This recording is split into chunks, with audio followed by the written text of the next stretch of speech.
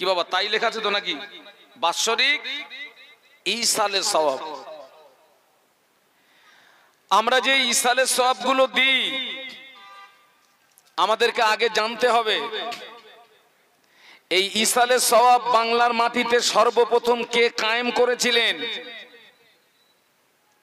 এই ইসালের সওয়াব বাংলার মাটিতে সর্বপ্রথম কায়েম করেছিলেন আমার আপনার পীর ও মুর্শিদ ফুরফুরা শরীফের আলা হযরত মুজাদ্দিদে জামান দাদা হুজুর পীর কিবলা রহমাতুল্লাহ আলাইহি 21, 22, 23 ফাল্গুন ইসালের সওয়াব। এই ইসালের সওয়াবের আগে টোটাল বাংলার মাটিতে কোনো ইসালের সওয়াব ছিল আমার জানা নেই।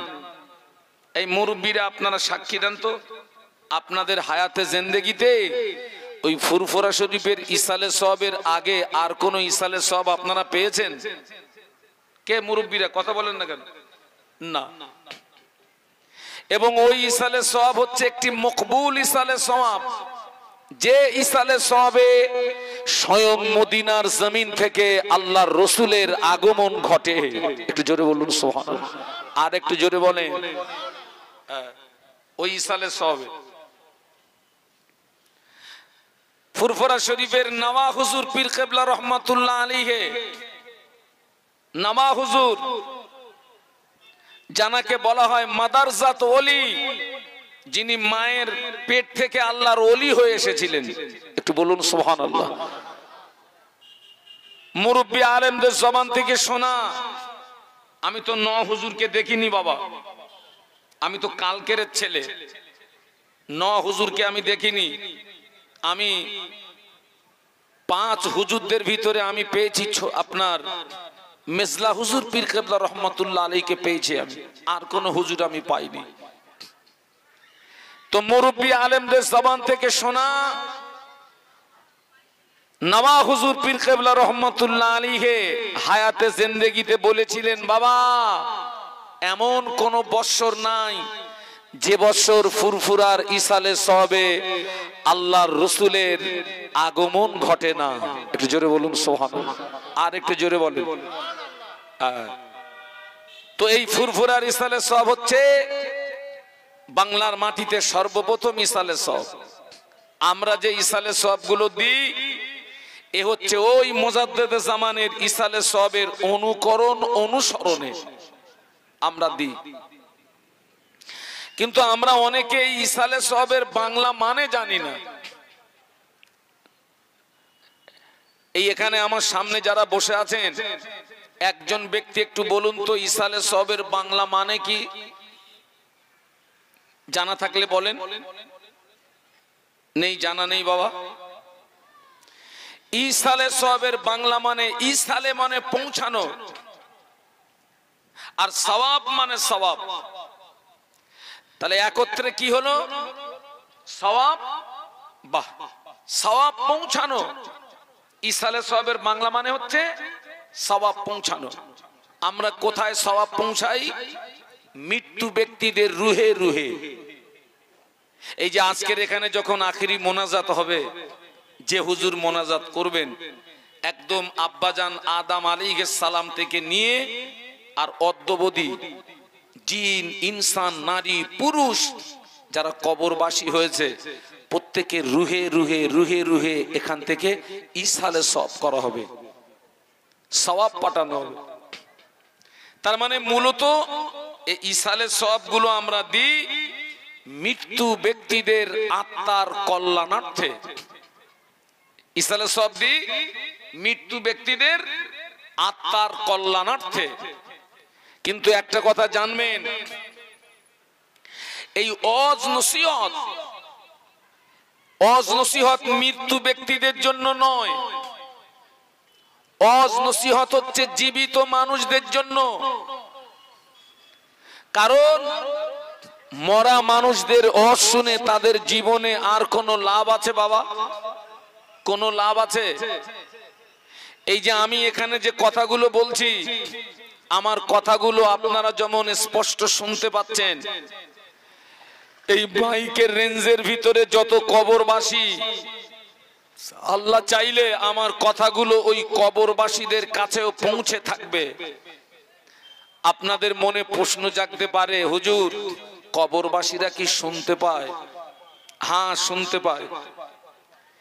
ইসলামের প্রথম যুদ্ধ হচ্ছে বদরের যুদ্ধ। কোন যুদ্ধ বলেছি বাবা? বদর। ইসলামের দ্বিতীয় যুদ্ধ হচ্ছে উহুদের যুদ্ধ। এই বদরের যুদ্ধে মুসলমানের সংখ্যা ছিল 313। একটু কথা বলেন, কত সংখ্যা ছিল? আর কাফেরদের সংখ্যা ছিল 1000। কাফেরদের সংখ্যা কত? 1000। বদরের যুদ্ধটা ছিল মুসলমানদের টিকে থাকার যুদ্ধ। বদরের যুদ্ধটা ছিল খুব কঠিন যুদ্ধ।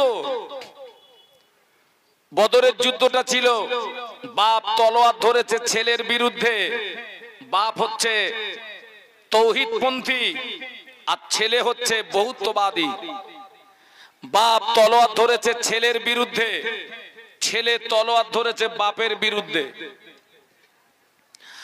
আল্লাহ রসুল ওই বদরের ময়দানে কেঁদে কেঁদে দোয়া করেছিলেন, আল্লাহ পাক এই বদরের যুদ্ধে আপনি মুসলমানদের বিজয় দিন। আল্লাহ পাক এই বদরের যুদ্ধে মুসলমানরা যদি হেরে যায়, হয়তো ইসলাম এ পর্যন্ত সমাপ্ত হয়ে যাবে। আল্লাহ পাক আপনি বদরের যুদ্ধে মুসলমানদের বিজয়ী দান করুন।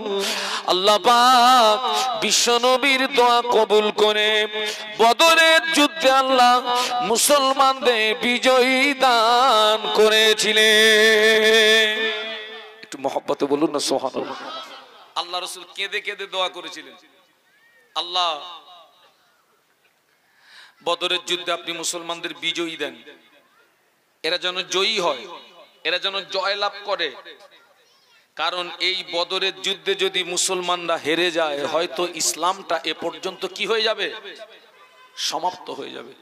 আল্লাহ পাক বিশ্বনবীর দোয়া কবুল করে ওই বদরের যুদ্ধে আল্লাহ মুসলমানদেরকে আল্লাহ বিজয়ী দান করেছিলেন। একটু মহব্বতের সঙ্গে বলুন। যুদ্ধ শেষ হয়ে গেল। ও আমার ভাইরা, ওই বদরের যুদ্ধে 14 জন সাহাবী শহীদ বরণ করেছিলেন। ইন্না লিল্লাহি ওয়া ইন্না ইলাইহি রাজিউন। অনেক কাফের নিহত হলো। যুদ্ধ যখন শেষ হয়ে গেল, আল্লাহ নবী সাহাবীদের বললেন, ও আমার সাহাবীরা, যে কাফেররা নিহত হয়েছে ওদের লাশগুলোকে একটা জায়গায় নিয়ে এসো। যাও, এই যুদ্ধে যে সমস্ত কাফেররা নিহত হয়েছে ওদের লাশগুলোকে একটা জায়গায় নিয়ে এসো। সাহাবীরা সব কাফেরদের লাশগুলোকে একটা জায়গায় সমাবেত করলেন। আল্লাহ নবী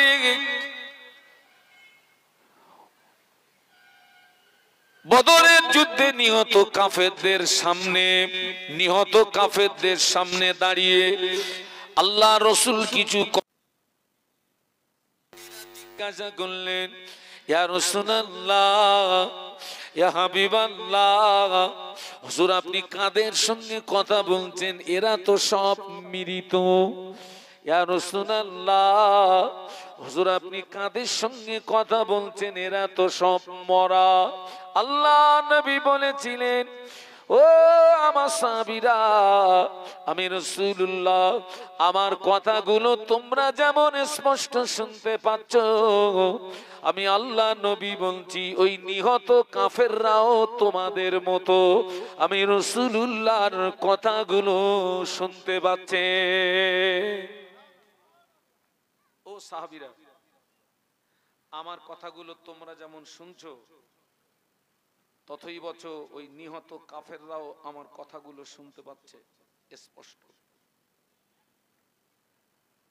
আমি সেই জন্য বলছিলাম, আমার কথাগুলো আপনারা যেমন শুনতে পাচ্ছেন, আল্লাহ চাইলে এই আওয়াজ কবরবাসীদের কাছে পৌঁছে থাকবে ঠিকই, কিন্তু কবরবাসীদের ওয়াজ শুনে তাদের জীবনে আর কোনো উপকার নাই। কারণ ওয়াজ শুনে জীবন পরিবর্তনের দরওয়াজা তাদের কি হয়ে গেছে বাবা? বন্ধ হয়ে গেছে।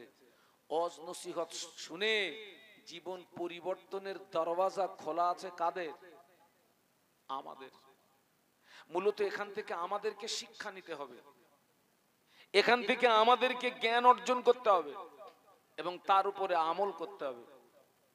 তবে এই ওয়াজ নসিহতের ভিতর দিয়ে আল্লাহ পাক যে সওয়াব দান করেন, আল্লাহ পাক যে নেকি দান করেন, আল্লাহর নেকির ভান্ডারে নেকি কমে নাই। আল্লাহ পাক এই নেকি তার জীবিত বান্দা বান্দি দিগকে যেমন দান করেন, আল্লাহ পাক সওয়াব তার মৃত বান্দা বান্দিদেরকে যেমন দান করেন, আল্লাহ পাকে সওয়াব তার জীবিত বান্দা বান্দিদেরও তেমন দান করে থাকে। বাবা, আল্লাহর নেকির ভান্ডার থেকে বান্দাকে নেকি দিলে আল্লাহর নেকির ভান্ডার কমে নাকি? না বাবা। একটা পানির উদাহরণ দিচ্ছি। পানি মক্কা শরীফে জমজমের কূপ আছে। জমজমের কূপ হযরত ইসমাঈল আলাইহিস সালামের ওসিলায় পাওয়া যায়। সেইখান থেকে আজও পর্যন্ত কোটি কোটি কোটি কোটি আল্লাহর বান্দা বান্দি জমজমের পানি পান করে। মক্কা মদিনাবাসী জমজমের পানি পান করে। আল্লাহর কাছে বান্দা বান্দি জমজমের পানি পান করে। কত পশু পাখি জমজমের পানি পান করে। আজও পর্যন্ত জমজমের এক ফোঁটা পানি কমে নাই। একটু মহব্বতে বলতে পারলেন না? ও বাবা, ও জমজমের পানি যদি না কমে, আল্লাহ বান্দাকে নেকি দিলে আল্লাহর নেকির ভান্ডারে নেকি কি কমে? আল্লাহ এই ওয়াজ নসিহতের ভিতর দিয়ে যে সওয়াব দান করেন, আল্লাহ জীবিতদেরকে যেমন দেন, আল্লাহ মৃতদেরকেও তেমন দান করেন। একটু বলুন সুবহানাল্লাহ। তবে একটা কথা মাথায় রাখবেন, আমরা যে কবরবাসীদের রুগে রুগে ইসালে সওয়াব করি, কবরবাসীদের রুগে রুগে সওয়াব পৌঁছাই, আমাদের পাঠিত সওয়াবে সব কবরবাসী কবরে উপকৃত হয় না। সব কবরবাসী কবরে আত্মায় শান্তি পায় না। একদল কবরবাসী আমাদের পাঠিত সওয়াবে তারা কবরে আত্মায় শান্তি পায়, তারা কবরে আত্মায় শান্তি পায়। আর একদল কবরবাসী কিছুই পায় না, শুধু রোনাজারি করে, কান্নাকাটি করে। এ বাবা, কথা বুঝতে পারছেন না? পারছেন না? সবাই কিন্তু কবরে উপকৃত হয় না। একদল কবরবাসী উপকৃত হয়, আত্মায় শান্তি পায়। আর একদল কবরবাসী কিছুই পায় না, হাহুতাশ করে, রোনাজারি করে। আপনাদের মনে অটোমেটিক প্রশ্ন এসেই গেছে, কোন কবরবাসীরা উপকৃত হয়, কোন কবরবাসীরা উপকৃত হয় না? আল্লাহ পাক জানে আমার বান্দা গুনাহ করবে, আল্লাহ পাক জানে আমার বান্দা অন্যায় করবে, অপরাধ করবে। আল্লাহ বলে, বান্দা তুই অন্যায় করার পরে, অপরাধ করার পরে, গুনাহ করার পরে তুই আমার কাছে এভাবে দোয়া চাইবি, আল্লাহুম্মা গফির লানা, আল্লাহ পাক তুমি আমাকে ক্ষমা করো, ওয়ালি ইখওয়ানিনাল্লাযিনা সাবাকুনা বিল ঈমান, এবং আমার ওই সমস্ত ভাই দিগকে ক্ষমা করো যারা ঈমান নিয়ে কবরে, বলুন সুবহানাল্লাহ। আমাদের পাঠিত সওয়াবে ওই কবরবাসীরা উপকৃত হয় যারা ঈমান নিয়ে কবরে চলে গেছে। বাবা, আমার কথা বুঝতে পারছেন? কি নিয়ে? ঈমান নিয়ে। শর্ত হচ্ছে ঈমান। শর্ত কি? ঈমান। যিনি ঈমান নিয়ে কবরে চলে গেছেন, ওই কবরবাসীরা উপকৃত হয়, আত্মায় শান্তি পায়। আর যারা ঈমান হারিয়ে কবরে চলে গেছে বাবা, ওদের কবরে যদি উহুদ পাহাড় সমান নেকি ঢেলে দেওয়া হয়, কাজ হবে না বাবা। আমি দুনিয়ার একটা দৃষ্টান্ত দিচ্ছি। এই কমিটির ছেলেরা ওরা আমার সঙ্গে যোগাযোগ করেছে মোবাইলের মাধ্যমে। কিসের মাধ্যমে বলেছি? মোবাইল। এখন মনে করেন কমিটির ছেলে ও টাওয়ারের ভিতরে আছে আর আমি টাওয়ারের বাইরে আছি, আমাকে পাবে? আবার উল্টোটা ধরে নেন, কমিটির ছেলে টাওয়ারের বাইরে, আমি টাওয়ারের ভিতরে, আমার সঙ্গে যোগাযোগ করতে পারবে না। শর্ত হচ্ছে যিনি কবরে চলে গেছেন উনি যদি ঈমান নিয়ে কবরে গিয়ে থাকেন, আর আমরা যারা কবরবাসীর জন্য ওকালতি করতে এসেছি আমরা যদি ঈমানদার হই তবেই কানেকশনে কাজ হবে। একটু জোরে বলুন, আর একটু মহব্বতে বলেন।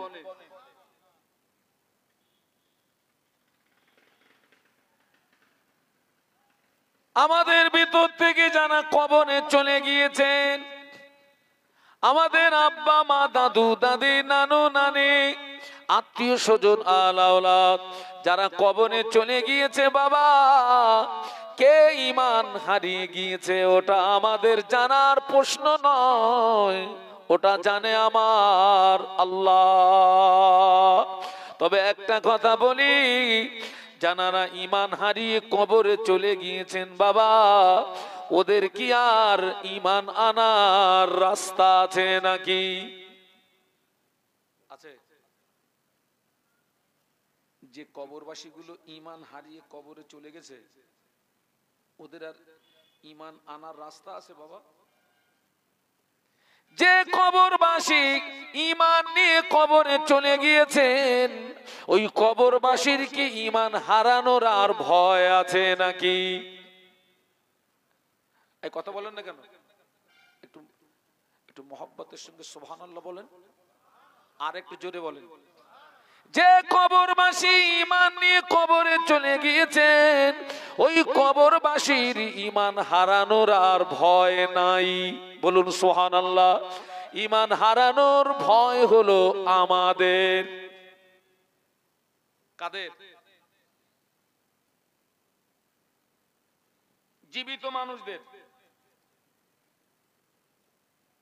যিনি কবরে চলে গিয়েছেন, একটা মানুষ যখন মারা যায় লাশ গোসল দেওয়া হয়, কাফনের কাপড় পরানো হয়, খাটিয়ায় করে তুলে নিয়ে ময়দানে নিয়ে গিয়ে জানাজা নামাজ হয়। জানাজা নামাজ আদায় করে কবরবাসীকে দাফান, বাবাজি মৃত্যু ব্যক্তিকে দাফান করা হয়। বিসমিল্লাহি ওয়া আলা মিল্লাতে রাসূলিল্লাহি কবরের ভিতরে শুইয়ে দিয়ে 40 কদম আসতে যতটুকু সময় এর ভিতরে দুইজন ফেরেশতা কবরের ভিতরে আসে। কবরবাসী আল্লাহর হুকুমে জিন্দা হয়ে যায়। ওই ফেরেশতারা কবরবাসীকে 3টে প্রশ্ন করে, মার রব্বুকা ওয়া মান নাবিয়ুকা ওয়া মা দীনুকা। ও বান্দা, তোমার রব কে, তোমার নবী কে, তোমার দিন কি? যারা কবরে চলে গিয়েছে বাবা, ওই 3টে প্রশ্নের পর্ব কমপ্লিট হয়ে গেছে না বাকি আছে? কমপ্লিট না, বাকি আছে। কাদের? কাদের? আমাদের।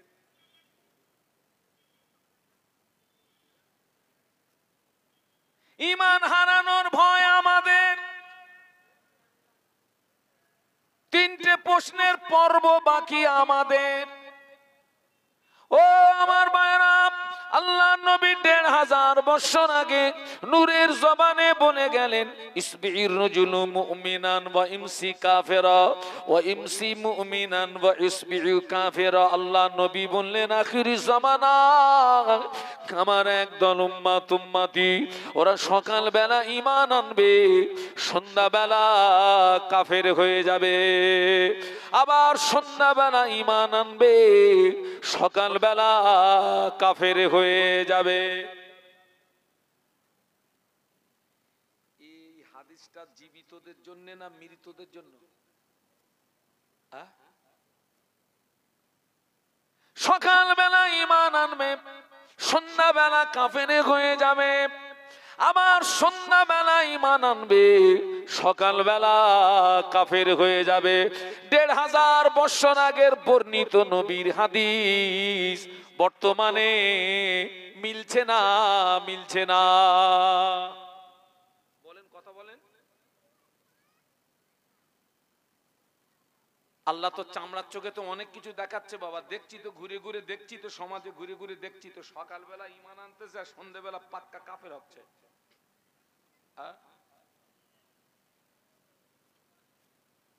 ও আমার ভাইরা, আল্লাহ নবী ১৫০০ বছর আগে একদিন খুব আক্ষেপের সঙ্গে দোয়া করেছিলেন, আল্লাহ পাক আমার উম্মত উম্মতি দিগকে যেন ১৪০০ হিজরি না দেখতে হয়। কেননা ওই হিজরিটা, ওই যুগটা, ওই জমানাটা তো ভয়াবহ জমানা হবে। হাতের তালুতে আগুন রাখা যত না কষ্ট হবে, তার চেয়ে বেশি কষ্ট হবে বাবা ঈমান নিয়ে বেঁচে থাকা। কাঠ পুড়ে পুড়ে দলা দলা দলা দলা আগুন বার হয়, ওই আগুনের দলা যদি একটা হাতের তালুতে তুলে দেওয়া হয়, রাখা যাবে না। তার চেয়ে আরো বেশি কষ্ট হবে ঈমান নিয়ে বেঁচে থাকা।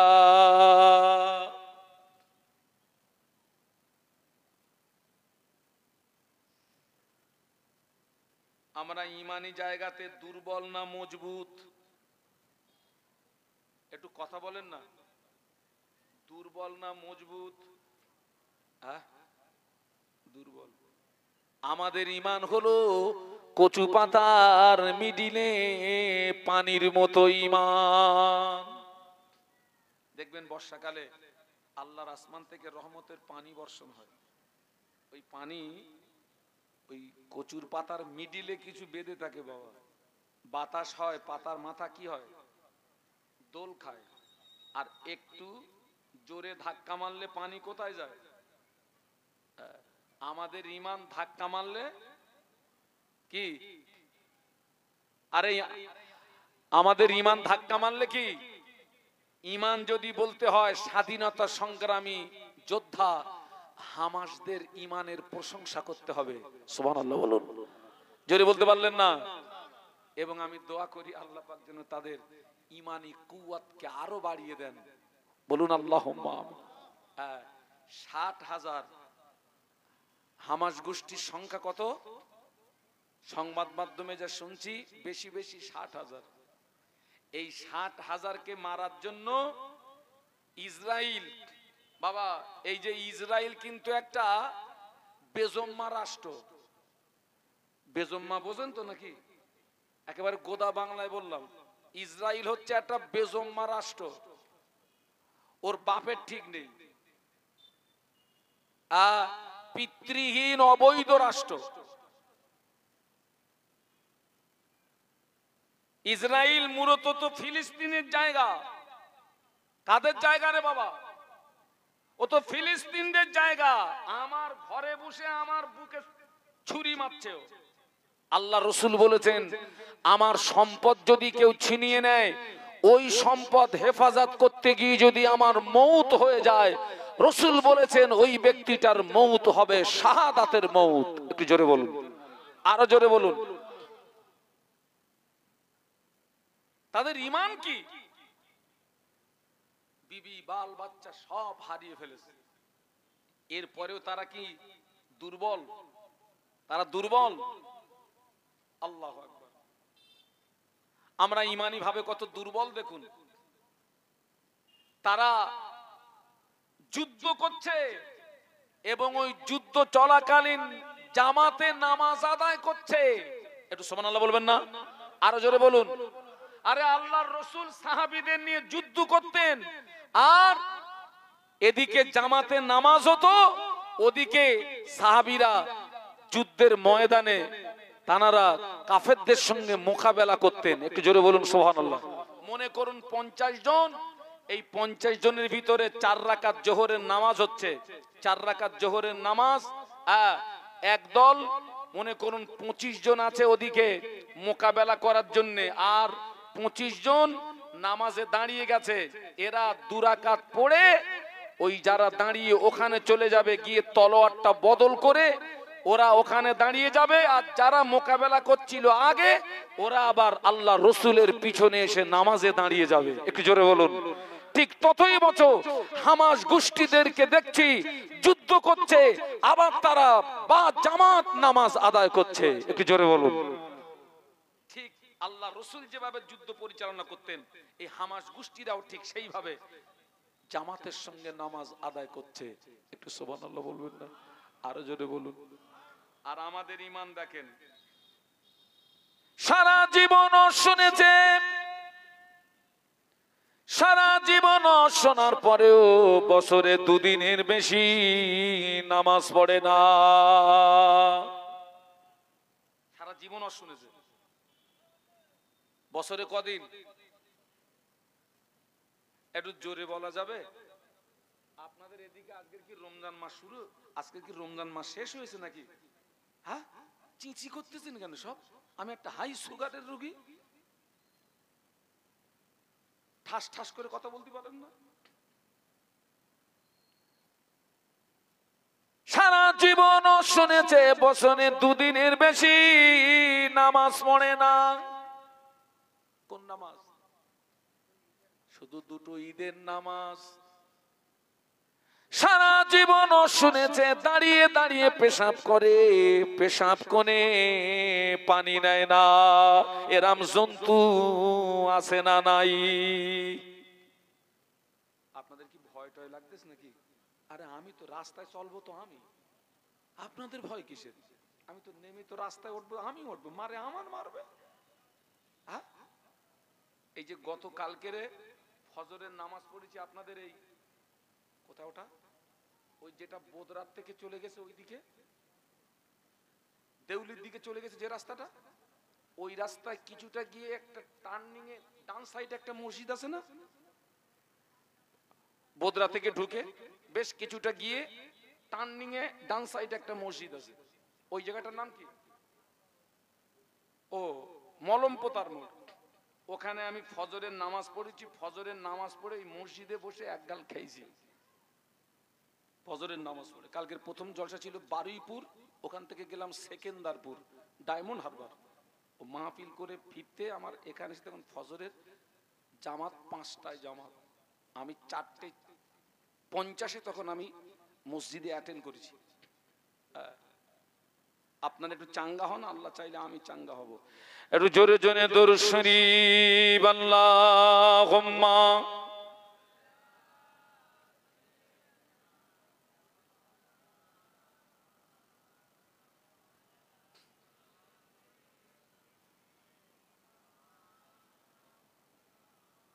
पैगंबरों का रोजा दिखा दे खुदाया, दरे मुद्दत से मिला दे खुदाया, शराबे मोहब्बत पिला दे खुदाया, पैगंबरों का रोजा दिखा दे खुदाया अल्लाहुम्मा। पढ़ो बाबा।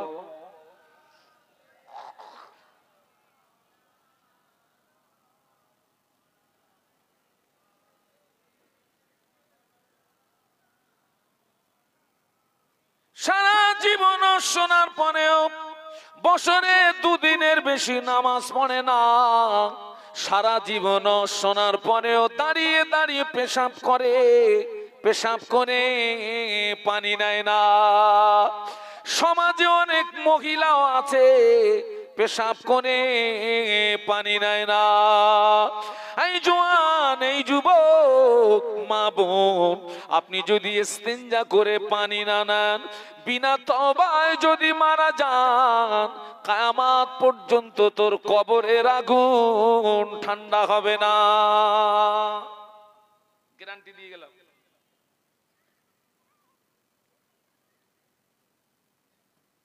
এ মানুষ আছে না নেই? দেড়িয়ে দেড়িয়ে পেশাব করার লোক নেই?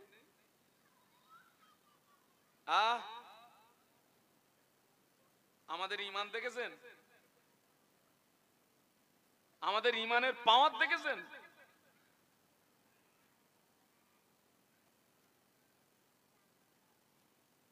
ও আমার মায়েরা, এখান থেকে 20 বছর 30 বছর আগে অধিকাংশ মসজিদ ছিল কাঁচা, কিন্তু মুসল্লিদের ঈমান ছিল পাকা। একটু সুবহানাল্লাহ বলা যাবে? একটু মহব্বতে বলা যাবে? করে তাকবীর দেন তো, নারায়ে তাকবীর। 30 বছর 40 বছর আগে অধিকাংশ মসজিদ ছিল কাঁচা, মুসল্লিদের ঈমান ছিল পাকা। এখন অধিকাংশ মসজিদ এচি হয়ে গিয়েছে, মুসল্লিদের ঈমান দুর্বল হয়ে গিয়েছে। আমার মুজাদ্দেদে জামান যে মসজিদে আল্লাহকে ডেকে ডেকে ডেকে ডেকে আল্লাহর ওলি হয়েছিলেন, ওই মসজিদটা কাঁচা। কাঁচা মসজিদে আল্লাহ হাসিল করে ফেললেন, কাঁচা মসজিদে আল্লাহকে ডেকে ডেকে ডেকে ডেকে মুজাদ্দিদিয়াতের লাকাব অর্জন করলেন। আর আমরা মসজিদে এসি লাগিয়ে আল্লাহ পাওয়া যায় না। এখন অধিকাংশ মসজিদ কি হয়ে গেছে বাপ? এসি হয়ে গেছে। আর আমি আমার ব্যক্তিগত মতামত প্রকাশ করছি, যে সমস্ত মসজিদগুলো শান শওকাতওয়ালা, ওতে নামাজ পড়তে আমার ইতস্তত বোধ হয়। কারণ অনেক মসজিদে মারা পাটির টাকা আছে। কি পাটির টাকা বলেছি? একটু জোরে বলেন। মারা পাটি। ও এক জায়গা থেকে ঝেড়ে এনেছে, ঝেড়ে এনে চিন্তা করতেছে এ গোনা নামাবো কি করে, তো পুরো মসজিদের দুতলায় পাথর বসিয়ে দিয়েছে। তার মানে এই পাথরটা বসিয়ে ওরটা কি করবে বলেন দিন? পাক করবে ওইটারে। ও নিজে নিজেই ফতোয়া তৈরি করতেছে। ও এক জায়গা থেকে ঝেড়ে এনেছে, ওই ঝাড়া মাল মসজিদে দিয়ে ওরটা পাক করবে। মানে ইবলিসও কিন্তু মাঝে মাঝে চিন্তা করে, আল্লাহ তুমি আমারে ইবলিস করেছো কেন, এরা মাল থাকতে। ইবলিসও মাঝে মাঝে হোপলেস হয়ে যায়, তুমি আমারে ইবলিস করেছো কেন, এত বড় বড় মাল থাকতে। আমি অনেকটা আগে একটা কথা বলে এসেছি, এখান থেকে 30-35 বছর আগে একজন হাজী সাহেব খুঁজতে গেলে কয়েকটা গ্রাম তালাশ করতে হতো। আর এখন তো হাজী গিজ গিজ করতেছে বাবা। একটা কথা শুনে রাখবেন, সব হাজী খারাপ না, আবার সব হাজী ভালো না। সব হাজী খারাপ না, আবার সব হাজী ভালো না। আপনাদের পাশে একটা জায়গা আছে, জায়গাটার নাম বলবো না, কেন মিডিয়া আছে। ও আমার ভাইরা, ওই জায়গাতে হিড়িক চলছে, বুনের ফারাজ মারা হিড়িক। কিসের হিড়িক বলেছি? বুনের ফারাজ মারা হিড়িক। বুনের ফারাজ মেরেছে 10 লাখ, হজে খরচ 5 লাখ। বুনের ফারাজ মেরেছে 10 লাখ, হজে খরচ 5 লাখ। ব্যবসা দেখেন, 5 লাখ খরচ হবে, গুনাহও মাফ হবে, আবার 5 লাখ লাভও হবে। ব্যবসা দেখেছেন? এই বুনির ফারাজ মেরেছে কত বলেছি?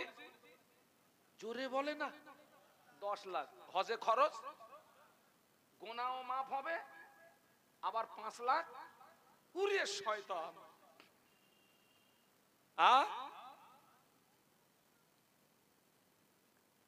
কাবা শরীফের গায়ে একটা পাথর আছে, ওই পাথরটার নাম হলো হাজরে আসওয়াদ।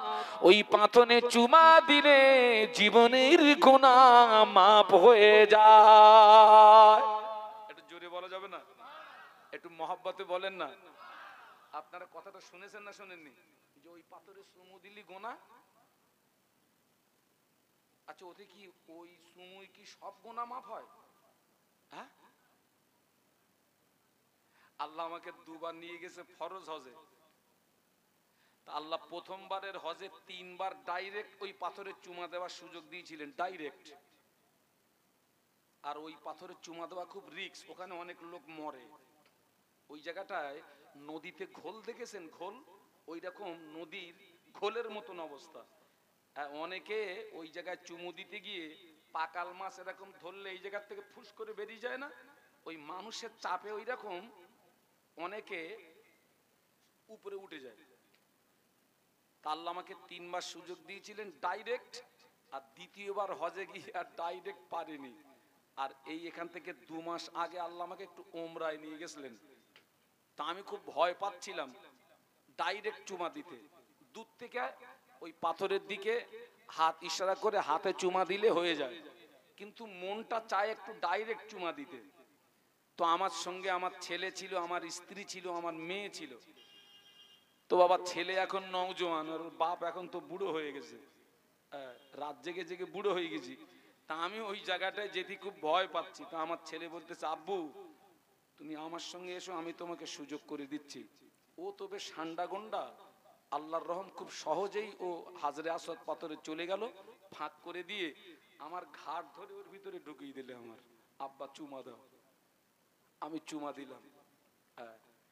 হাজরে আসওয়াদ পাথরে চুমা দিলে জীবনের গোনা মাফ হয়ে যায়। কোন কোন গোনা মাফ হয়? আপনি নামাজ কাজা করেছেন, পাথরে চুমা দিলে আল্লাহ চাইলে নামাজ কাজা করার গোনা মাফ করে দেবে। আপনি রোজা ছেড়ে দিয়েছেন, আল্লাহ ইচ্ছা করলে ওই চুমা দেওয়ার বদৌলতে রোজা ছাড়া গোনা মাফ করতে পারে। মিথ্যা কথা বলেছেন, হাজরে আসওয়াদ পাথরে চুমা দিয়েছেন, আল্লাহর যদি দয়া হয় আল্লাহ মিথ্যা কথা বলার গোনা মাফ করে দেবে, কিন্তু ছাড়া পাটির গোনা পাথরে চুমুই ক্ষমা হয় না। কোন পাটি?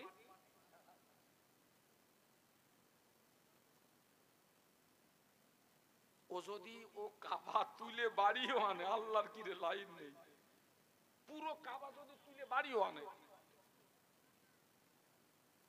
আর বিশ্বাস করেন আজকের আমার সমাজে এই ঝাড়া পাটির সংখ্যা বেশি।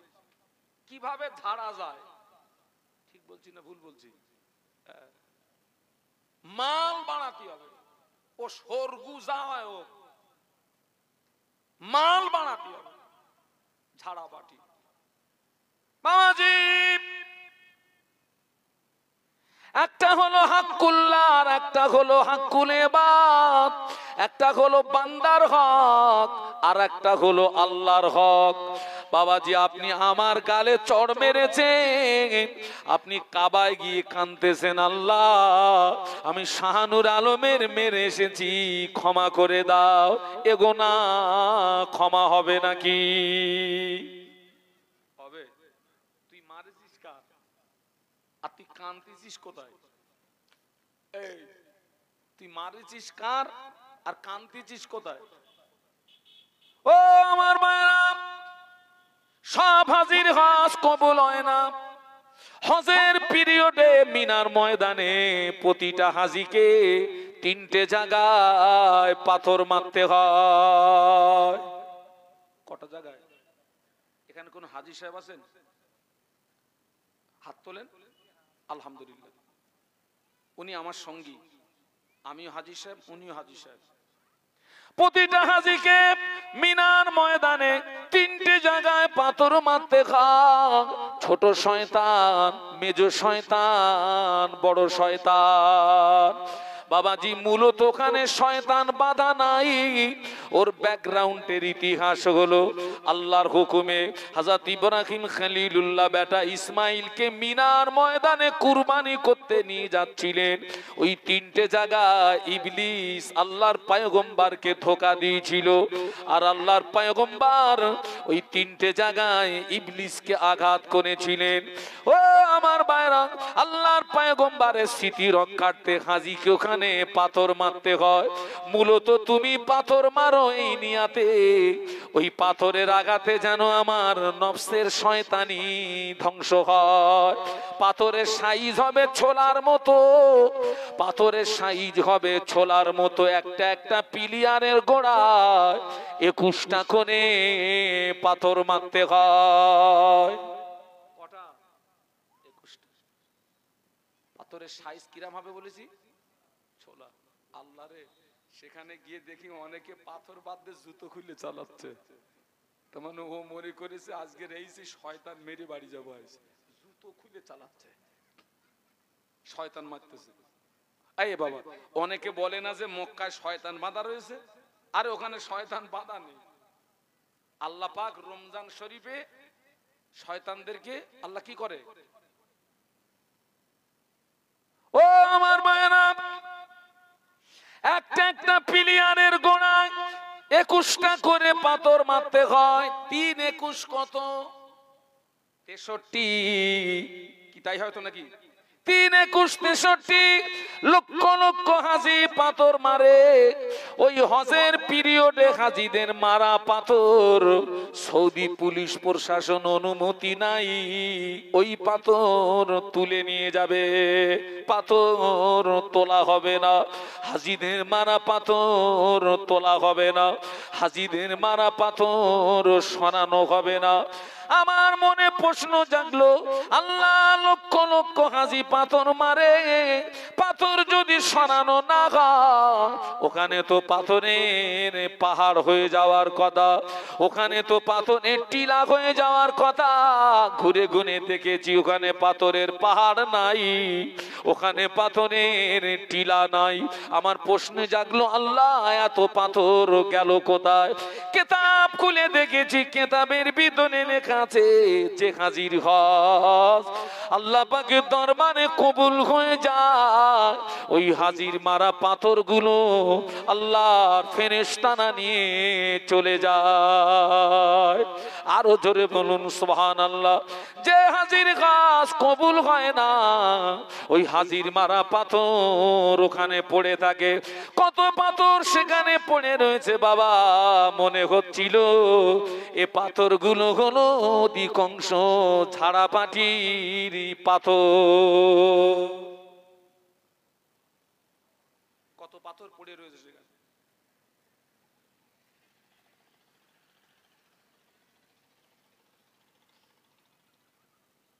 আমাদের ইমানের পাওয়ার আলাদা। আহা, হাজী সাহেব হজ করে বাড়ি এসেছেন, বাড়ি এসে ছেলেদের ডেকেছে, বাবা জমি জায়গা কি চাষ দিতে পেরেছিস বাবা? বড় ছেলে বলছে, আব্বা সব জমি চাষ দিতে পেরেছি, 10 কাঠা জমি পারলাম না। কেন রে বেটা? আব্বা জান, পানি নিয়ে যাওয়ার রাস্তা কেউ দেয় না, পানি নিয়ে যাওয়ার নালা কেউ দেয় না, পানি নিয়ে যেতে পারিনি, জমিতে চাষ দিতে পারিনি, ফসল করতে পারিনি। হাজী সাহেব বলছে, বাবা চিন্তা করো না, আল্লাহ যেহেতু বাড়ি এনেছেন ব্যবস্থা একটা হয়ে যাবে। হাজী সাহেব ফজরের নামাজ মসজিদে জামাতে পড়লো, জামাতে নামাজ আদায় করে মাঠে গিয়ে দেখে হাজী সাহেবের জমির পাশে অপরের জমির আলের কানাকানি পানি, হাজী সাহেবের জমিতে পানি নাই। হাজী সাহেব জমির চারিদিকে ঘুরে আর বুদ্ধি খাটায়, পরের জমির পানি আমার জমিতে আনা যায় কি করে। অনেকক্ষণ ঘোরাঘুরি করার পরে এক হাত মতো একটা লাঠি সংগ্রহ করে পরের জমির আল 30-40 জায়গায় ঘোগা করে দিয়ে বাড়ি এসে বলে, বাবা ছেলে মাঠে যা, পানির ব্যবস্থা করে দিয়েছি। বড় ছেলে চিন্তা করছে, আল্লাহ আব্বাজান 45 দিন হজে ছিলেন, গ্রামের মানুষের দুটো পায়ে ধরেছি, একটু রাস্তা দে নালা দে পানি নিয়ে যাব, কেউ দিল না। আমার আব্বা আসলো আর পানি, মনে হয় আব্বাজানের হজ কবুল হয়ে গেছে, জমজমের পানি পাওয়া যায়, কানেকশন লাগিয়ে দেছে। আব্বাজান ও কি জমজমের পানি নাকি? আব্বা বলে, না রে বাবা জমজমের পানি না, পরের জমির আল 30-40 জায়গায় ঘোগা করে বাড়ি এসেছি, পরের জমি আমার, পরের জমির পানি আমার জমিতে। বড় ছেলে জিভে কামড় দিয়ে বলে, আব্বা 5 লাখ টাকা খরচ করে হজে পাঠালাম, টাকাগুলো কি ঘোগায় দিয়ে বাড়ি আসলে এ জন্তুর হজ কবুল হয় না।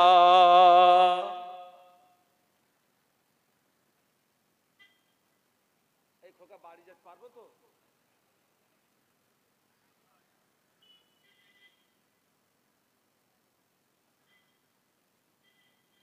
সমাজ শেষ। সময় সময় মনে হয় ওয়াজ আর করবো না, যা হয়েছে আলহামদুলিল্লাহ, এইবারে বাড়ি বসে একটু তসবিলে বসি।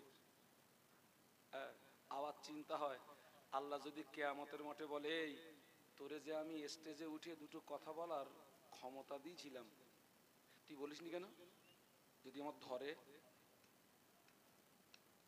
যা মোটামুটি আছে তাতে মোটামুটি আল্লাহ পাক সুস্থতার সঙ্গে জীবন অতিবাহিত হয়ে যাবে ইনশাল্লাহ। কিন্তু সমাজের কথা মনে করে, জাতের কথা মনে করে একটু ওয়াজ মাহফিলে আসতে হয়। তবে দেখছি সমাজের হাল হকিকত ভালো না বাবা। আমি কোথার থেকে বক্তব্য শুরু করেছিলাম, ওয়াজ যেন হারিয়ে ফেলবেন না। বাৎসরিক ইসালে সব দিয়ে ওয়াজ শুরু করেছিলাম, মনে আছে তো? চলুন একটু মদিনার থেকে ঘুরে আসি। দরুদ শরীফ আল্লাহুম্মা, জোরে জোরে পড়েন।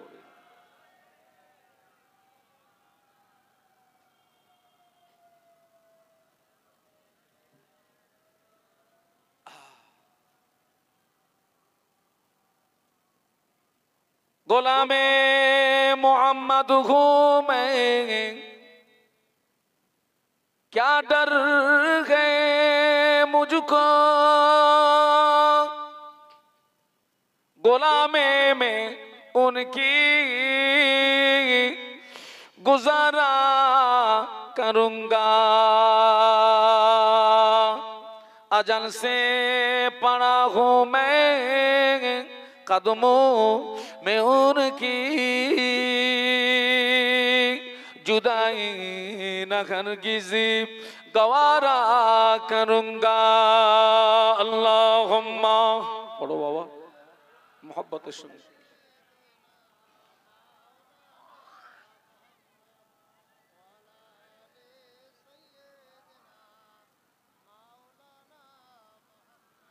मुझे नाज है अपनी खुशकिस्मती पर, मेरे हाथ में है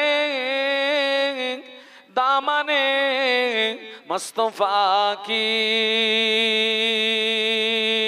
नगम है फुआर का न तूफा का परवा, मैं डूबूंगा फिर भी किनारा करूंगा। अल्लाहुम्मा,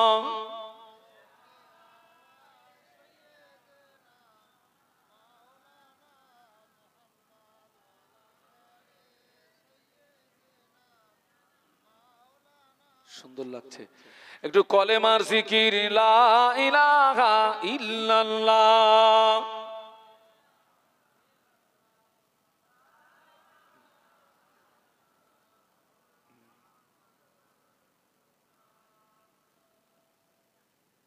हस्बी रब्बी जल्लल्लाह, माफी कल्बी गैरुल्लाह, नूर मोहम्मद सल्लल्लाह, बोलो ला इलाहा इल्लल्लाह, ला इलाहा इल्लल्लाह, मुहम्मदुर रसूलुल्लाह। अल्लाहुम्मा,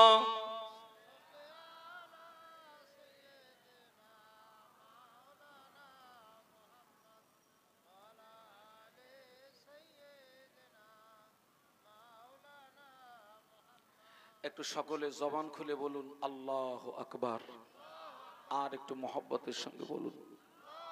আমার ভাইরা, আজকের মাহফিল ফুরফুরা শরীফের আলা হযরত মির্জা হুজুর পীর কেবলা রহমাতুল্লাহ আলাইহির স্মরণে আজকের একটা বিষয় লক্ষ্য করেন। এই যে আমি ঈমানের কথা বলছি, আমাদের মির্জা হুজুর পীর কেবলা রহমাতুল্লাহ আলাইহির ঈমান, দুটো ঈমান কি এক?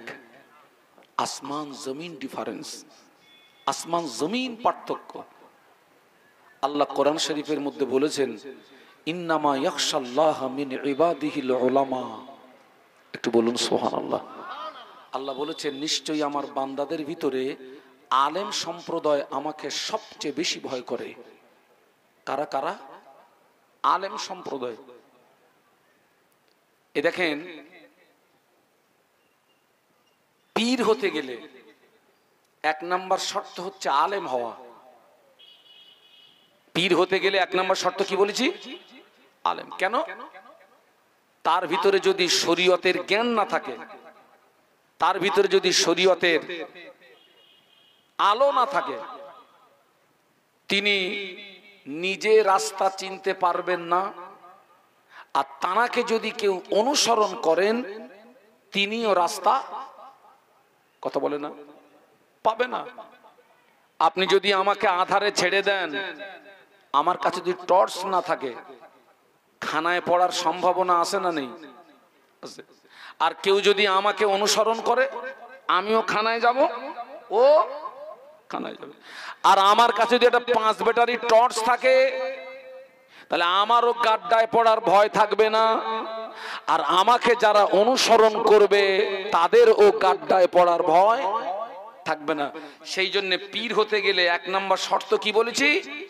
আলেম হওয়া। আলেম, তার কাছে যদি শরীয়তের টর্চ থাকে, শরীয়তের আলো থাকে, তিনি নিজে ওই আলো দিয়ে রাস্তা দেখবেন, তানাকে যারা অনুসরণ করবে ওই আলোতে তারাও রাস্তা পেয়ে যাবে। একটু জোরে বলুন, আরো জোরে বলুন, আল্লাহু আকবার। আজকের যার স্মরণে মাহফিল দিয়েছেন, আল্লাহর ওলিরা মরে না বাবা। কিতাবের ভিতরে এসেছে, আল্লাহ পাক তার ওলি কামেল বান্দাদের এমন ক্ষমতা দিয়ে থাকেন, তারা ইন্তেকালের পরেও পৃথিবীর যে কোনো স্থানে রুহানি হালাতে ভ্রমণ করতে পারে। একটু জোরে বলুন। আল্লাহর ওলিরা ইন্তেকালের পরেও রুহানি হালাতে পৃথিবীর যে কোনো স্থানে তারা ভ্রমণ করতে পারেন। একটু বলুন সুবহানাল্লাহ। আল্লাহর যদি দয়া হয়, আজকের এই মাহফিলে মেজদা হুজুর পীর কেবলা রহমাতুল্লাহ আলাইহি রুহানি হালাতে এই মাহফিলেও আসতে পারেন। তবে দেখার মতো চোখ তো আমাদের নেই রে বাবা, সেই চোখ তো আমাদের নেই। আমরা এই চোখে খারাপ জিনিস দেখে দেখে চোখ নষ্ট করে ফেলেছি, কানে খারাপ জিনিস শুনে শুনে কান,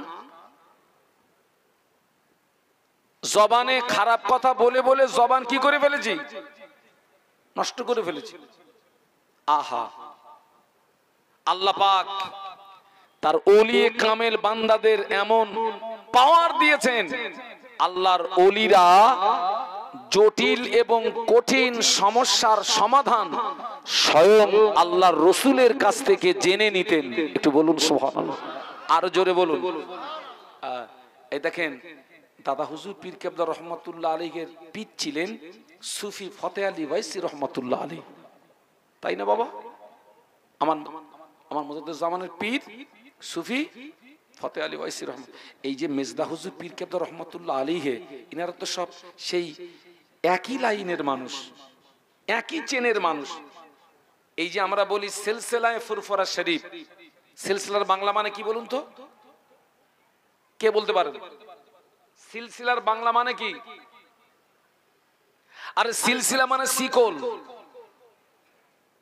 সিলসিলা মানে একদম বিশ্ব নবীর থেকে ওই সিলসিলা মুজাদ্দিদে জামান পর্যন্ত এসে গেছে। বলুন সুবহানাল্লাহ। দাদা হুজুরের সিলসিলা মানে এই সিলসিলার মূল বিশ্ব নবী পর্যন্ত চলে গেছে। একটু বলুন সুবহানাল্লাহ। তো মুজাদ্দিদে জামানের পীর সুফি ফতে আলী ওয়াইসি রহমাতুল্লাহ, ইনি কোন এক সময় একটা হাদিস নিয়ে আলোচনা করছিলেন। আর কলকাতা আলিয়া মাদ্রাসার শিক্ষক মাওলানা সাদাত হোসেন সাহেব, মাওলানা, উনি বলছেন, হুজুর এটা নবীর হাদিস না। এটা নবীর, যেটা নবীর হাদিস না, কেউ যদি নবীর হাদিস বলে চালিয়ে দেয়, ওই ব্যক্তিটার ঠিকানা হবে জাহান্নাম। এখন সুফি ফতে আলী ওয়াইসি রহমতুল্লাহ আলাইহি ও মাওলানা সাহেবকে বলছে, বাবা মাওলানা, এটা নবীর হাদিস রে বাবা, মেনে নে বাবা, এটা নবীর হাদিস রে বাবা, মেনে নে বাবা।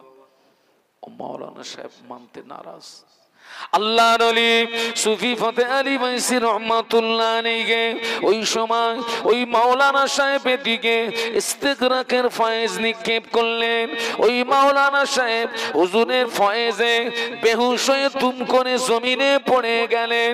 সুফি ফতে আলী বাইসি রহমাতুল্লাহ আলাইহি একটা পানিতে ফু দিয়ে সাথী সঙ্গীতে বললেন, বাবা এই পানিটা ওই মাওলানা সাহেবের গায়ে মাথায় একটু ছিটিয়ে দাও। ওই মাওলানা সাহেবের গায়ে মাথায় পানিটা ছিটিয়ে দেওয়া হলো। কিছু সময় পরে ওই মাওলানা সাহেব স্বাভাবিক অবস্থায় ফিরে আসলেন, হুঁশ ফিরে পেলেন। হুঁশ ফিরে পেয়ে আল্লাহর ওলি সুফি ফতে আলী ওয়াইসি রহমাতুল্লাহ আলাইহির কদম দুটোকে জড়িয়ে ধরেছেন। ও আল্লাহর ওলি, আপনার সঙ্গে বেয়াদবি করে ফেলেছি, আপনি আমাকে মাফ করে দিন, আপনি আমাকে ক্ষমা করে দিন। কি বেয়াদবি করেছো হুজুর? আপনার সঙ্গে হাদিস নিয়ে তর্ক করছিলাম। ও আল্লাহর ওলি, আমি এই মুহূর্তে বেহুশ হয়ে পড়েছিলাম, আল্লাহর নবীর সঙ্গে আমার দিদার নসিবি হলো। আল্লাহর নবী আমায় বলে গেলেন, ও বাবা মাওলানা, আমার সুফি সাহেবের সঙ্গে তর্ক করো না, আমার সুফি সাহেবের সঙ্গে বেয়াদবি করো না। আমার সুফি সাহেব যেটাকে হাদিস বলছে তুমি মেনে নাও, আমি আল্লাহর নবী বলছি ওটা আমার হাদিস। নারায়ে তাকবীর, নারায়ে তাকবীর। এই মেজদা হুজুর পীর কেবলা রহমাতুল্লাহ আলাইহি তো সেই একই লাইনের। ও মাওলানা সাহেবের সঙ্গে নবীর দিদার হতো কিনা আল্লাহ পাক বেশি জানে। আল্লাহর অলির সঙ্গে তর্ক করার কারণে আল্লাহর অলির ওসিলায় বিশ্ব নবীর সঙ্গে দিদারটা হয়ে গেছে। সুফি ফতে আলী ওয়াইসি রহমাতুল্লাহ আলাইহি শুধু নিজে নবী দেখতেন না, নিজে নবী দেখতেন এবং ভক্ত মুরিদদের সঙ্গে নবীর দিদার করিয়ে দিতেন। একটু জোরে বলুন।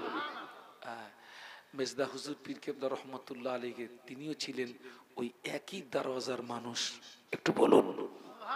কিন্তু আজকের আমরা আমাদের চোখ নষ্ট করে ফেলেছি, কান নষ্ট করে ফেলেছি, জবানটাকেও বলুন বলুন নষ্ট। আর মেজদা হুজুর পীর কেবলা রহমাতুল্লাহ আলাইহির কান ছিল পবিত্র কান, চোখ ছিল পবিত্র কান, জবান ছিল পবিত্র জবান। একটু জোরে বলুন। আল্লাহ পাক কোরআন শরীফের ভিতরে বললেন, ওয়ালাকাদ জারানা লি জাহান্নামা কাসীরাম মিনাল জিন্নি ওয়াল ইনস লাহুম কুলুবুন লা ইয়াফকাহুনা বিহা ওয়া লাহুম আ'য়ুনুন লা ইবসিরুনা বিহা ওয়া লাহুম আযানুন লা ইয়াসমাউনা বিহা উলাইকা কানানাম বাল হুম আদাল উলাইকা হুমুল গাফিলুন। একটু বলুন আল্লাহু আকবার। আর একটু জবান খুলে বলুন আল্লাহ কি বলছে দেখুন। আল্লাহ বললেন, অতি শীঘ্র জিন ইনসানদের ভিতর থেকে বিশাল একটা দল জাহান্নামায় যাবে। অতি শীঘ্র জিন ইনসানদের ভিতর থেকে বিশাল একটা দল কোথায় যাবে? জাহান্নামে। কেন?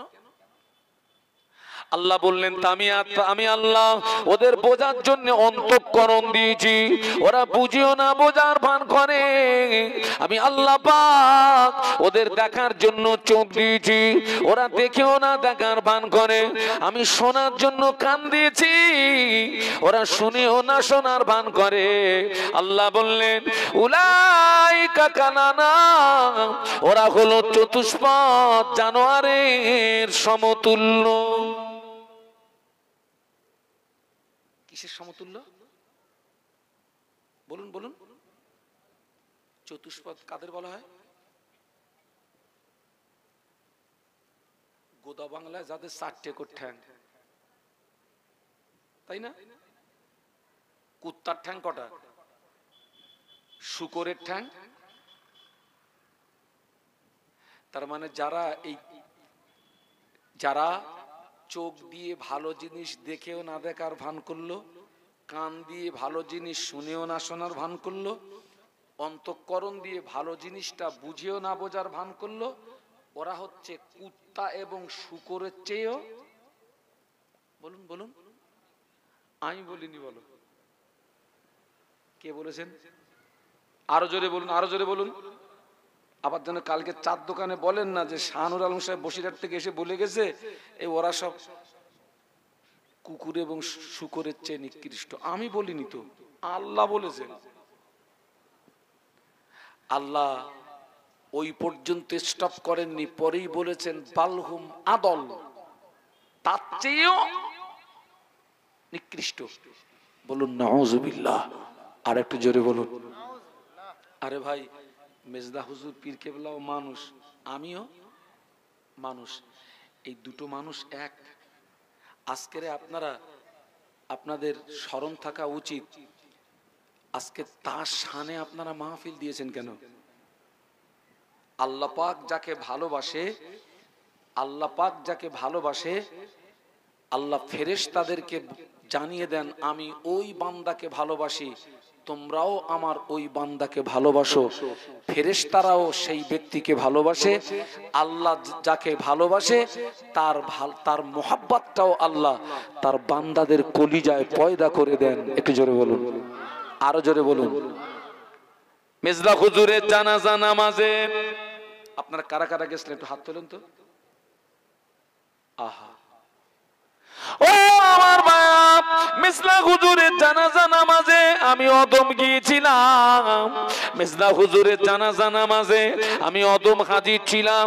মেজদা হুজুরের জানাজা নামাজে লক্ষ লক্ষ মানুষ হলো, সবাই তো হুজুরের মুরিদ ছিলেন না। যত মানুষ জানাজা এসছে সব কি হুজুরের মুরিদ না? আসলে কেন? আমার আব্বা জানাজা নামাজে 500-র বেশি মানুষ পাই নাই। কত কত?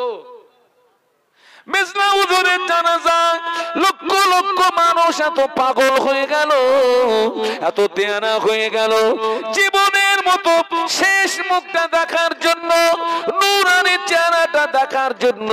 অনেকে জানের মায়া করে না, জীবনের মায়া করে না, পাগলের মতো ছুটে ছুটে জানাজা নামাজ আদায় করে আল্লাহর ওলির মুখটাকে জনমের মতো দেখার জন্য পাগলের মতো ছুটতে ছিল। বলুন সুবহানাল্লাহ, আরো জোরে বলুন সুবহানাল্লাহ।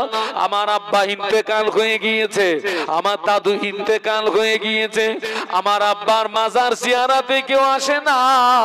আমি অদম আব্বার মাজার জিয়ারাতে যাই, আমার দাদুর মাজার জিয়ারাতে কেউ আসে না। ফুরফুরার মেজদা হুজুরের মাজার জিয়ারাতের জন্য আজও হাজার হাজার মানুষ কাতারে দাঁড়িয়ে থাকে।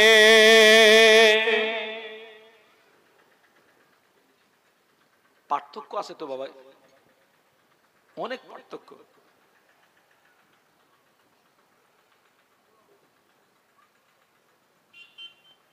আমরা আমাদের শরীরটাকে নষ্ট করে ফেলেছি। ওই যে আল্লাহ বললেন ওরা চতুষ্পদ জানোয়ারের চেয়েও নিকৃষ্ট। বাবা, আল্লাহ কোরআন শরীফে এক জায়গায় বলেছেন লাকাদ খালাকনাল ইনসানা ফি আহসানি তাকওয়িম। কোন সূরা বলুন তো? সূরা 3। লাকাদ খালাকনাল ইনসানা ফি আহসানি তাকওয়িম। আল্লাহ বলছেন আমি পৃথিবীর জমিনে মানব সম্প্রদায়কে সর্বাপেক্ষা উৎকৃষ্ট করে পাঠিয়েছি। বলুন সুবহানাল্লাহ, আর জোরে বলুন। আমরা হচ্ছি সৃষ্টির শ্রেষ্ঠ। একটু বলুন সুবহানাল্লাহ। আমরা সৃষ্টির কি? শ্রেষ্ঠ। আর প্রাণীদের ভিতরে নিকৃষ্ট প্রাণী হলো শূকর কুকুর। শূকর কুকুর হলো নিকৃষ্ট প্রাণী, আমরা হলাম সৃষ্টির শ্রেষ্ঠ। তবে বাবা, এই শূকর কুকুর জান্নাতে যাবে না, জাহান্নামায় যাবে। কোথায় যাবে? এই শূকর কুকুর জান্নাতে যাবে না জাহান্নামে যাবে? নেই, জানা নেই? আহা, শূকর জাহান্নামায় যাবে না, কুকুর জাহান্নামায় যাবে না। জান্নাতেও যাবে না, শুকর জাহান্নামায় যাবে না, কুকুর জাহান্নামায় যাবে না, বাবাজি জান্নাতেও যাবে না। প্রাণীদের বিচার হবে কিয়ামতের ময়দানে। পৃথিবীর জমিনে একটা বড় গরু ছোট গরুকে গুতিয়েছিল, কিয়ামতের ময়দানে আল্লাহ ছোটটার গায়ে শক্তি দিয়ে বলবে বড় টানে গুতো, গুতনো শেষ হবে ওই প্রাণী আল্লাহর হুকুমে মাটি হয়ে যাবে। শুকর মাটি হবে, কুকুর মাটি হবে। শুকর জাহান্নামায় যাবে না, কুকুর জাহান্নামায় যাবে না। সৃষ্টির শ্রেষ্ঠ মানুষ একদল জাহান্নামায় যাবে না, যাবে না। এই কথা বুঝবেন, শুকর জাহান্নামায় যাবে না, কুকুর জাহান্নামায় যাবে না। সৃষ্টির শ্রেষ্ঠ মানুষ একদল কোথায় যাবে? জাহান্নামে যাবে। শুকর জাহান্নামে যাবে না, কুকুর জাহান্নামে যাবে না, বিড়াল জাহান্নামে যাবে না, গরু জাহান্নামে যাবে না, ইঁদুর জাহান্নামে যাবে না, ছুঁচো জাহান্নামে যাবে না। বাবাজি একদল মানুষ জাহান্নামে যাবে। তবে লজ্জা লজ্জা লজ্জা, একটা কুকুর আল্লাহ পাকের দয়ার জান্নাতে চলে যাবে। একটু জোরে বলা যাবে? একটু মহব্বতে বলা যাবে? কুকুর জান্নাতে চলে যাবে। একটা কুকুর জান্নাতে যাবে। ওই কুকুরটা বোদরার কুকুর নয়, মলম পোতার কুকুর নয়, কাস্তিয়ার কুকুর নয়, ওই কুকুরটা ঘটক পুকুরের কুকুর নয়, এরেন্ডার কুকুর নয়। ওই কুকুরটা হলো আসহাবে কাহাফের সঙ্গে যে কুকুর ছিল, যে কুকুরটির নাম হলো কিতমির, কিতমির, কিতমির। ওই কুকুরটা আল্লাহ পাকের দয়ার জান্নাতে চলে যাবে। একটু জোরে বলা যাবে না? একটু মহব্বতে বলা যাবে না? কেন কুকুর জান্নাতে যাবে? কেন? ফার্সিতে একটা শের পড়েছিলাম, সোহবাতে সনে তুরা সনে কুনা, সোহবাতে তনে তুরা তনে কুনা। বাংলা মানে হলো সৎসঙ্গে স্বর্গবাস, অসৎসঙ্গে নরকে বাস।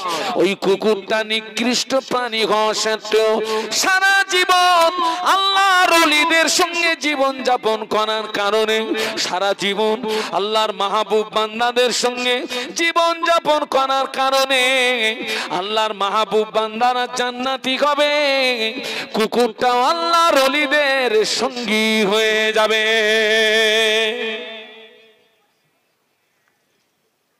বাবা, কুকুর যদি আল্লাহর মাহবুব বান্দাদের সঙ্গী হয়ে জান্নাতি যায়, তাহলে আমরা যদি মেজে হুজুরের দামান ধরি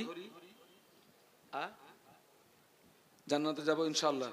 তবে সেই মেজে হুজুরের কাজ আর আমার কাজ এক হতে হবে তো নাকি? আমি মেজে হুজুরির ভালোবাসবো, দাঁড়িয়ে পেশাব করব। আমি মেজে হুজুরির ভালোবাসবো, পেশাব করে পানি লবো না।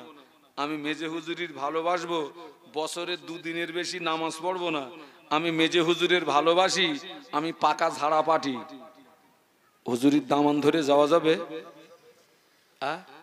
বাবা, কাগজে যদি লিখি র দন্তস্ব গয়কার লয় লয় আকার, কি হবে? রসগোল্লা। ওইটা কাগজে লিখে যদি কাগজ চাটি, রসগোল্লার টেস্ট পাওয়া যাবে বলে মনে হয় না। তাহলে প্র্যাকটিক্যালে রসগোল্লার টেস্ট পেতে গেলে জায়গায় যেতে হবে, কিনতে হবে, খেতে হবে। বাবা, আজকের মেজে হুজুরের স্মরণে মাহফিল দিয়েছেন, তানার কাজ আর আমার কাজ যদি দুটো এক হয়, তার নীতি আদর্শের সঙ্গে আমার নীতি আদর্শের যদি মিল থাকে, তাহলে ওই কুকুর যেমন আল্লাহর ওলিদের ওসিলায় জান্নাত পাবে, আল্লাহ চাইলে আমরাও মেজদা হুজুরের ওসিলায় জান্নাত পাবো।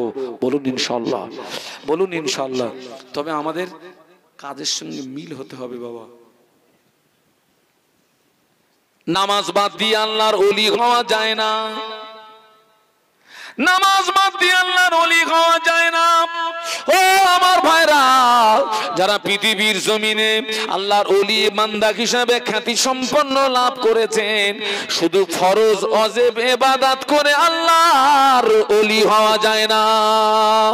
শুধু ফরজ আর শুধু ফরজ ইবাদত ওয়াজিব ইবাদত করে আল্লাহর ওলি হওয়া যায় না। যারা পৃথিবীর জমিনে আল্লাহর ওলি কামেল বান্দা হিসাবে খ্যাতি শক্তি সম্পন্ন লাভ করেছেন তারা ফরজ ওয়াজিব ছাড়াও সুন্নাত এবং অতিরিক্ত নফল ইবাদত করে তারা আল্লাহ হাসিল করেছিলেন। আর আমাদের অবস্থা দেখেন, সপ্তাহে একদিন নামাজ পড়ি, তবে 2 রাকাতের বেশি নামাজ পড়ি নাই। আমার কথা বুঝতে পারছেন না? যারা ওই যে আপনার মেজদা হুজুর পীর কেবলা রহমাতুল্লাহ আলাইহি, আল্লাহর ওলি হতে গেলে শুধু ফরজ আর ওয়াজিব ইবাদত করে আল্লাহর ওলি হওয়া যায় না। ফরজ এবং ওয়াজিব ইবাদত, সুন্নাত ইবাদত ছাড়াও অতিরিক্ত নফল ইবাদত করে তারা আল্লাহ হাসিল করেছিলেন। একটু বলুন সুবহানাল্লাহ। আর আমরা তাদের মহব্বতের মানুষ হয়ে আমরা কি করছি? সপ্তাহে একটা দিন জুমার নামাজ পড়ছি, 2 রাকাত পড়ে। আমি জানি না এই রোগ আপনাদের এরেন্ডা এলাকায় ঢুকেছে কিনা। আছে বাবা? তাহলে আলহামদুলিল্লাহ বলেন। রোগ যেহেতু এসেই গেছে, খুশির খবর তো আলহামদুলিল্লাহ বলেন। আহারে, আবার বলছে আমি দাদা হুজুরের ভালোবাসি, আবার বলছে আমি 5 হুজুরির ভালোবাসি। বাবা, আমার মুজাদ্দেদে জামানকে তুমি ভালোবাসো, 5 হুজুরকে ভালোবাসো, মেজদা হুজুরকে ভালোবাসো, তাহলে তানাদের নীতির সঙ্গে তোমার নীতির মিলটা কোথায় হলো? তানারা জুমার দিনে কি ওই 2 রাকাত নামাজ পড়ে চলে গেছিলেন? না তানারা টোটাল নামাজগুলো আদায় করেই তবে তানারা আল্লাহর ওলি হয়েছিলেন? একটু বলুন সুবহানাল্লাহ। টোটাল নামাজগুলো পড়েই তবে তানারা আল্লাহর ওলি হয়েছেন। আর আজকের আমাদের সমাজ দেখুন তো। আমি ওই জন্য কিছু মাহফিলে বলে ফেলেছি যে জুমার দিনে যখন সবাই মসজিদে প্রবেশ করবে, মসজিদে তালা মেরে দেবেন। টোটাল পড়বি, তালা খোলা হবে, তার আগে তালা খোলা হবে না। কারণ এই এদের দ্বারাতে আমাদের নেক্সট জেনারেশন যারা আমাদের ছেলেরা, ওরা দেখবে আমার আব্বা 2 রাকাত পড়ে চলে যাচ্ছে, আমার দাদু 2 রাকাত পড়ে চলে যাচ্ছে, আমার চাচু 2 রাকাত পড়ে চলে যাচ্ছে। আমাদের নেক্সট জেনারেশন ছেলেরা ওরা ভাববে তাহলে মনে হয় জুমার দিনে 2 রাকাতের বেশি আর নামাজ নেই। আমি এই জন্য বলছি এবার থেকে সিস্টেম করেন, মসজিদে যখন দেখবেন সব ফুল হয়ে গেছে, দে তালা মেরে দে, টোটাল নামাজ পড়বি তবে তালা খোলা হবে।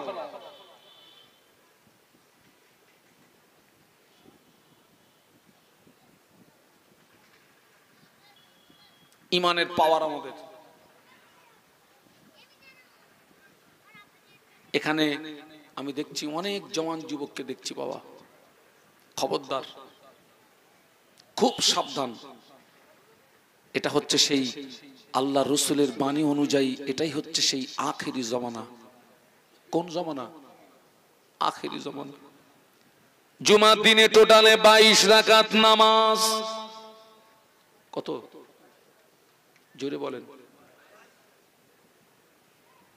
2 রাকাত নামাজ হলো তাহিয়াতুল উযুর নামাজ, 2 রাকাত নামাজ হলো তাহিয়াতুল মসজিদের নামাজ, 4 রাকাত নামাজ হলো ক্বাবলাল জুমার নামাজ, 2 রাকাত নামাজ হলো ফরজ নামাজ, 4 রাকাত নামাজ হলো বাদাল জুমার নামাজ, 4 রাকাত নামাজ আখিরি যোহরের নামাজ, 2 রাকাত নামাজ সুন্নাতুল ওয়াক্তের নামাজ, 2 রাকাত নামাজ হলো নফল নামাজ।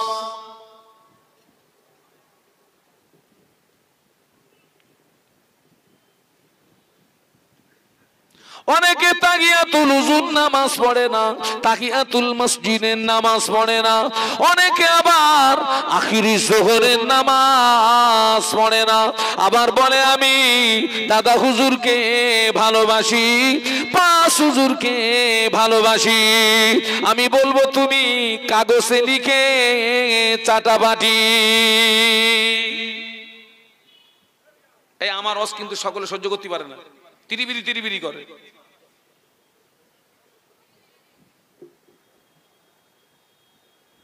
জুমার দিনে যদি আপনি আখিরি যোহরের নামাজ না পড়েন, বৎসরে 52টা জুমা কাজা হবে। কটা কাজা? আরো জোরে বলেন। তামাম পৃথিবীর জমিনে দুটি জায়গা আখিরি যোহরের নামাজ পড়তে হবে না। তামাম পৃথিবীর জমিনে দুটো জায়গা। কোন কোন জায়গা? একটা হলো মক্কা শরীফ, দ্বিতীয় হলো মদিনা শরীফ। একটি হলো মক্কা শরীফ, দ্বিতীয় হলো মদিনা শরীফ। এই দুটি জায়গায় জুমার দিনে আখিরি যোহরের নামাজ পড়া লাগে না। এই দুটি জায়গা ছাড়া তামাম পৃথিবীর সর্বস্থানে জুমার দিনে আখিরি যোহরের নামাজ পড়তে হবে। এবং আখিরি যোহরের নামাজ ফরজে নিয়তে পড়া লাগবে। কিসের নিয়তে?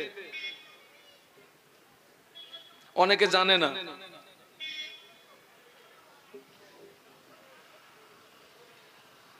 আমার ছেলেরা, আমার জওয়ান যুবকেরা, বাবা সারা জীবনটা তো একভাবে গেলে হবে না, আমাকে পরিবর্তন হতে হবে, আমাকে ভালো হতে হবে।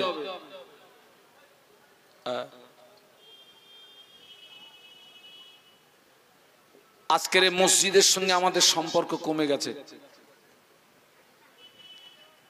মসজিদের সঙ্গে আমাদের সম্পর্ক কমে গেছে বাবা। আজকের আপনারা লক্ষ্য করেন, ফিলিস্তিনের গাজায় 30-35টার মতো মসজিদকে তারা মাটির সঙ্গে মিশিয়ে দিয়েছে। বলুন আল্লাহু আকবার। 30-35টা মসজিদকে মাটির সঙ্গে মিশিয়ে দিয়েছে। কলিজা ফেটে যাচ্ছে। আজকের সেই মসজিদের সঙ্গে আমাদের সম্পর্ক কমে যাচ্ছে। বাবরি মসজিদ জনমের মতো বিদায় নিয়ে চলে গেল। আজ জীবনে বাবরি মসজিদ পাবো?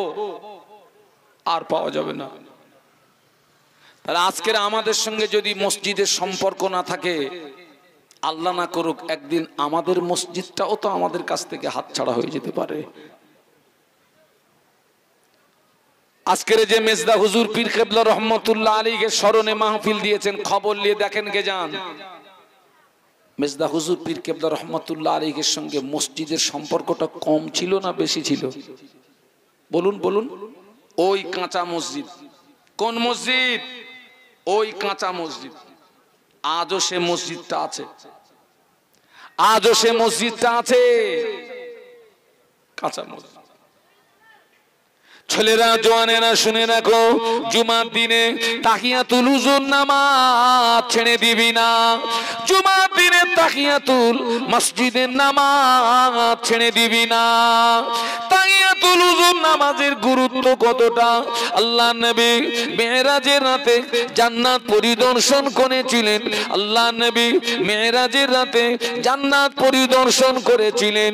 ওই জান্নাত পরিদর্শন করতে গিয়ে আল্লাহ নবীর সঙ্গে ফেরেশতা জিবরাইল আমিন আলাইহিস সালাম ছিলেন। আল্লাহ নবী জান্নাত পরিদর্শন করতে গিয়ে ওই জান্নাতের ভিতরে আল্লাহ নবী খটখটে একটি আওয়াজ শুনতে পান।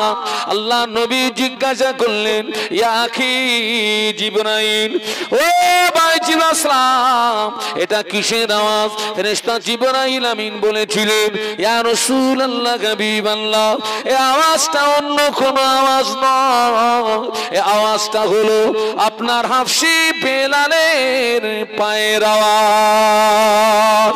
আল্লাহ নবী বললেন, ও ভাই জিবরাইল, বেলাল তো দুনিয়ায়, জান্নাতে তার পায়ের আওয়াজ পায় কি করে? আল্লাহ নবী একদিন বেলালকে ডাকলেন, বাবা বেলাল, কি ইবাদত করো বাবা, কি আমল করো বাবা? আমি রাসূলুল্লাহ জান্নাতের ভিতরে তোমার পায়ের আওয়াজ শুনতে পেয়েছি। বেলাল রাদিয়াল্লাহু আনহু আল্লাহ নবীর নূরের বদনের দিকে চেয়ে বলেছিলেন, ইয়া রাসূলুল্লাহ, হাবিবাল্লাহ, হুজুর আমি তেমন ইবাদত করতে পারি না, আমি তেমন আমল করতে পারি না, তবে আমি সর্বক্ষণ পবিত্র খানাতে থাকার চেষ্টা করি। আমি বেলালের উযু নষ্ট হয়ে গেলে আমি উযু করে নিই, আমি 2 রাকাত তাহিয়াতুল উযু নামাজ আদায় করে নিই। আল্লাহর কোরআন সাক্ষী দিয়েছে, ইন্নাল্লাহা ইউহিব্বুত তাওয়াবিনা ওয়া ইউহিব্বুল মুতাতাহহিরিন। আল্লাহ পাক তওবাকারীকে বড় ভালোবাসেন, আল্লাহ পাক পবিত্রতা অর্জনকারীকে বড়ই ভালোবাসেন।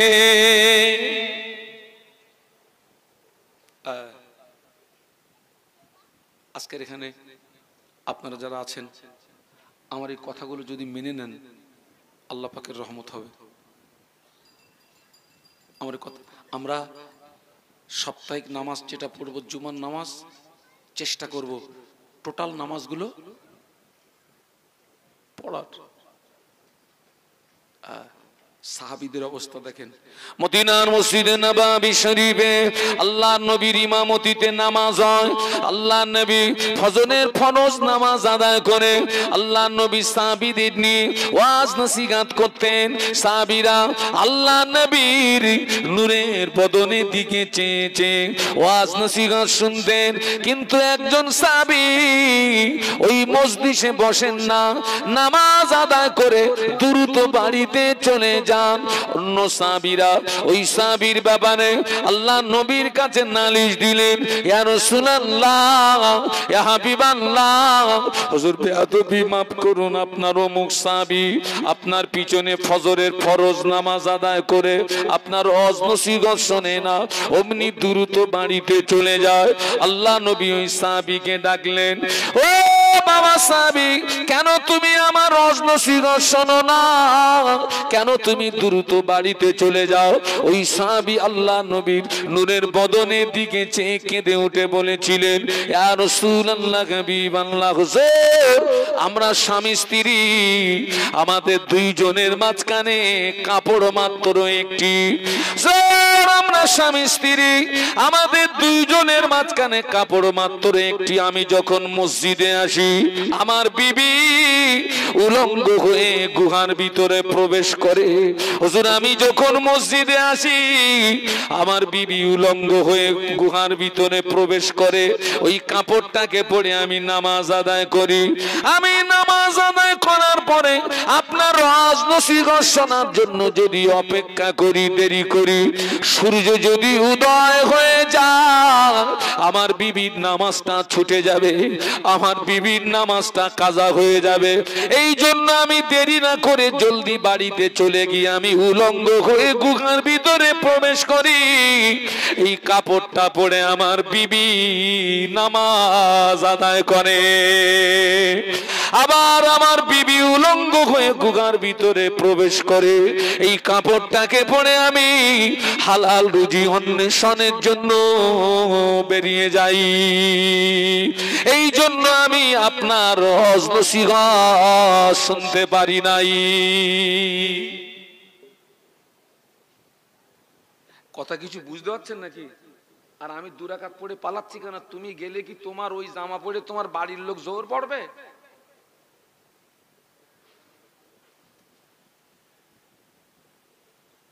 আল্লাহ আমাদের সকলকে শোনা বলার চেয়ে বেশি আমল করার তৌফিক দেন। বলুন আমিন, বলুন আমিন। খোকা, আমার এই ওয়াজগুলো মেনে নে বাপ। আমি গ্যারান্টি দিয়ে বলছি, আল্লাহর উপরে পূর্ণ আস্থা রেখে বলছি, জীবন পরিবর্তন হবে ইনশাআল্লাহ। ঈমানটাকে ঠিক করুন, আমলের গতি বাড়ান, আল্লাহ পাকের রহমত হয়ে যাবে। আজকের অত্যন্ত দুঃখের সঙ্গে বলছি, এখনো আমার সমাজে অনেক মানুষ ফরজ গোসলের নিয়ম জানে না। লজ্জা লাগতেছে নাকি? হ্যাঁ, গোসলটা ফরজ হয়েছে, হেইয়ো মারি বলে পুকুরি পড়েছে, ওরে বাবারে বলে উঠেছে। তোমার গোসল হবে না, গোসল হবে না। সমাজে অনেক মেয়েরা আছে, গোসল ফরজ হলে ওই মাথায় ওই চুল যে খোপা বাঁধা থাকে না, ওই খোপা বেঁধে গোসল করে। গোসল হবে? হবে না। অনেক মায়েরা জানে না। গোসল যদি না হয় শরীর পাক হবে? কথা বলে না। শরীর যদি পাক না হয় নামাজ হবে? এখন আপনি মনে করেন আমি না পাক, ওই অবস্থা যদি নামাজে দাঁড়াই কি হবে? হবে না শুধু না চাচা, শরীয়তের পরিভাষায় ওই লোকটা কাফের হয়ে যাবে। আমি জানি না পাক, এরপরে নামাজে দাঁড়িয়েছি, শরীয়তের পরিভাষায় ওই লোকটা কাফের হয়ে যাবে। সেই জন্যে আমি অনুরোধ করব আমার কথাগুলো মেনে নেন। পাশাপাশি এই বাবা এখানে শুধু আমি যেখানে যাই আমার সঙ্গে একটা কেতাব থাকে, সেটা হচ্ছে বসিরহাটের বড় মাওলানা আল্লামা রুহুল আমিন রহমাতুল্লাহ আলীর লিখিত নামাজ শিক্ষা।